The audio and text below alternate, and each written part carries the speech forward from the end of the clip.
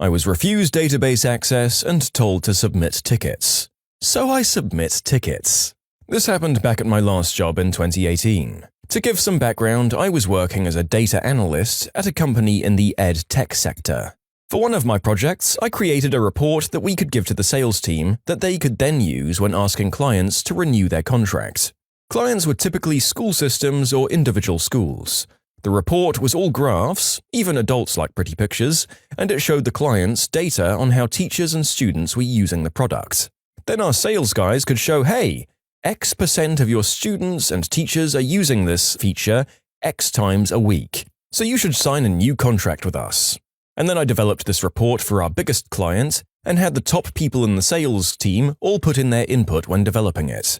The big client renewed, which was great. They loved the report and wanted to use it for all renewals, and we had more than 5,000 clients. I had to automate the process and everything seemed peachy until I hit a problem. The data for the report was pulled from our database, MSSQL if you're curious. Now I was in the research department and I didn't have access to the database.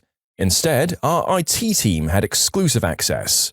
If I wanted data, I had to put in a ticket, name all the data points I wanted, and I could only name one client per ticket.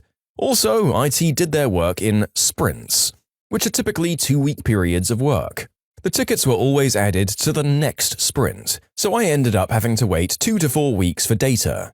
This was fine for the big client report, but now that I was running this report for all renewals, the ticket system wasn't going to work. Now, if you've worked with sales, you know that they typically don't plan out 2 to 4 weeks ahead. At least they didn't at my company. So I reached out to IT and requested direct access to the database so I could stop putting in tickets and just pull the data myself.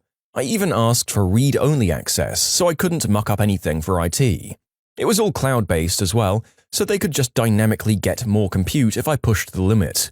Well, that request was immediately denied. All data requests will be filed by only IT.